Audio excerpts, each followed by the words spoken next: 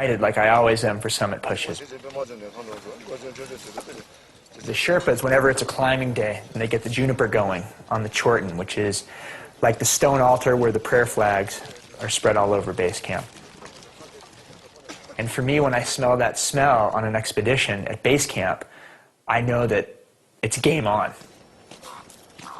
Beautiful morning. Awesome day. Had my shades on, not to get blind. Went in the kitchen tent. I told to the cook, I said, "Mate, I want to drink some coffee."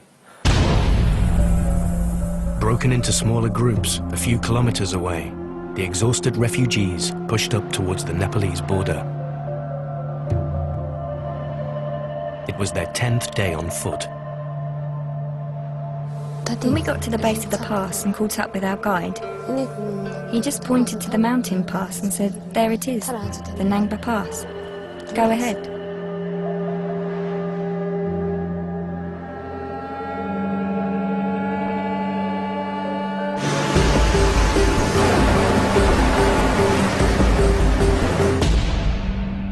The unsuspecting Tibetans were walking blindly into a trap. I was actually in the mess tent and I heard a big crack. It's like this. And everybody stopped what they were doing, and we all kind of looked at each other like, did we just hear what we think we just heard? I heard 2 cracks. It was definitely gunshots. We didn't know they were gunshots. We thought it was the mountaineers setting off firecrackers for fun. I'm sitting, my sitter comes in, he said, very, very bad, soldiers shooting. And as soon as he said that, then you hear the machine gun fire.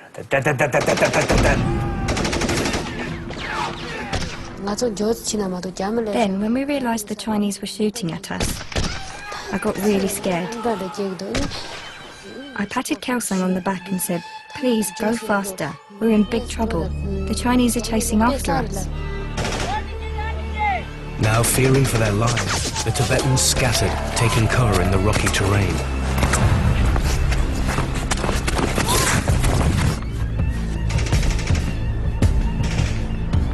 As soon as I saw the soldiers shouldering his weapon and starting firing, I just went, "Oi, stop!" And he just turned around, sort of, "Back off, it's not your problem, mind your own mountain." And in that second, I just dropped my coffee, went for my camera, and I filmed everything. And then I heard people start shouting, "Run," encouraging the Tibetans to keep running, and it was almost like a game.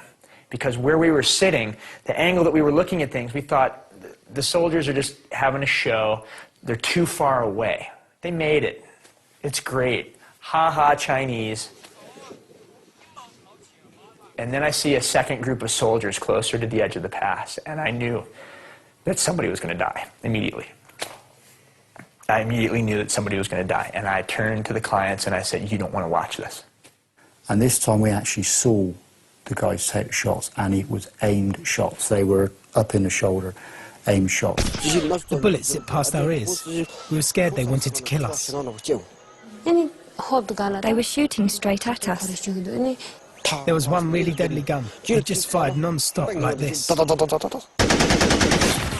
bullets hit very close to our feet. These were really close to me. I filmed them from the kitchen tent. I torn the net open. I burned it with my lighter so I can have an opening, and I was filming. This is the first shot that I filmed. This is the first guy that got shot. The person towards the back had been shot and wounded, was still hobbling, but it was obvious wasn't going to make it. We later learned that that person was shot in the leg. Okay, and now he makes it up to the ridge, falls down there. Okay, and now he checks for his wound. And the rest of the group kept on running, or trying to run, just stumble through the snow, kept on moving towards the top of the pass.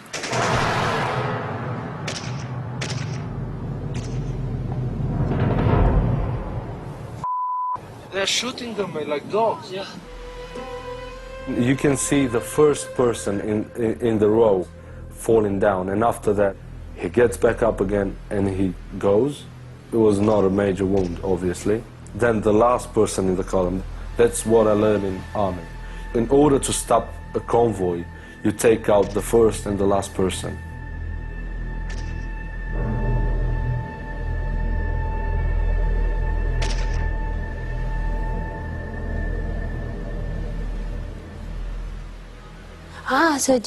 Someone behind me cried out, and my whole body felt electrocuted. That's a 17-year-old nun. Game over.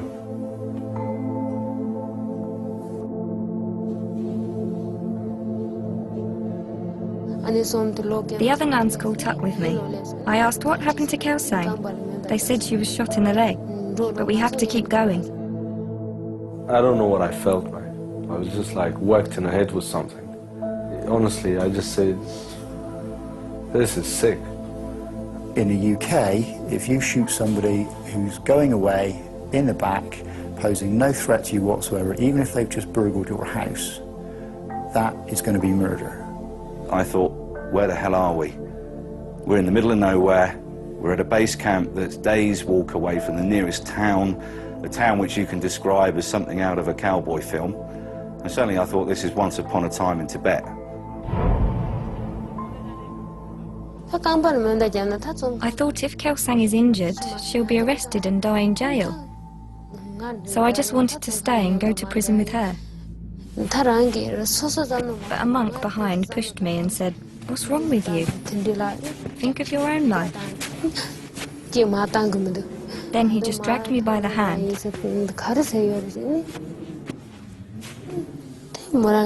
So Kelsang was left behind.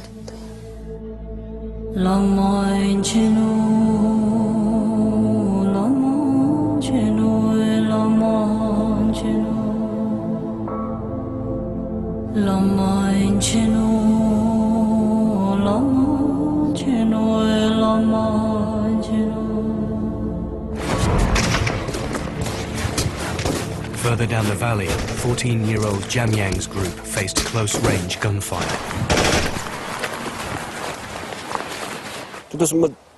We looked up above us, and about 80 soldiers were blocking our way. One of the senior officers shouted through a loudspeaker in Chinese. He ordered us to kneel down. So we knelt down, put our hands on our heads. Then the soldiers handcuffed and beat us.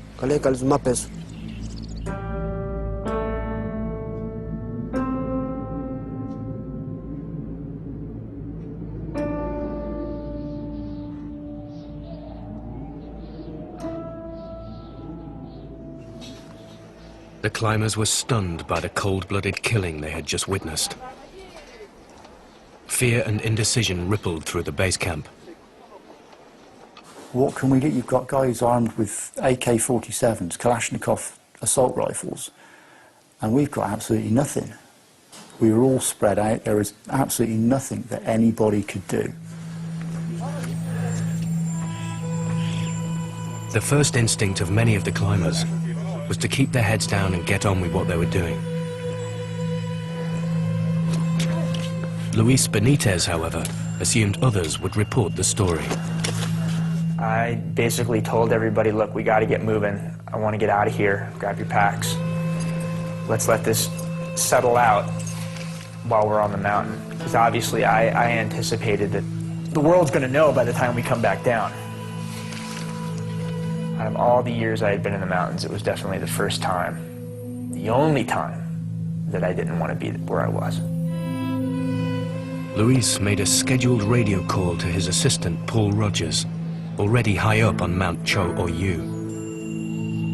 Luis was obviously quite upset, and you know, the words were that the Chinese are shooting the place up. There were probably some swearing as well. And I just said, well, I'll see you at Camp 2. All is good up here, and you know, plenty of questions, but the radio probably wasn't the right place to ask them, really.